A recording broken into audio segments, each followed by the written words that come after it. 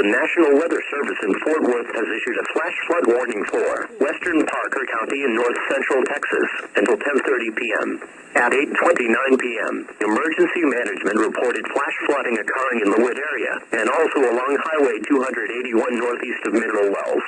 Additional scattered storms will move across the warned area over the next 2 hours. Flash flooding is already occurring. Some locations that will experience flooding include Mineral Wells, Cool, Mineral Wells State Park, Poolville, and Millsap.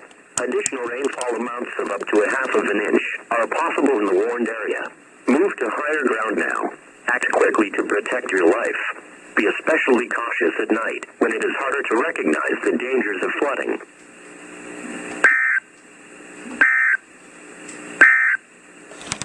The hazardous weather outlook.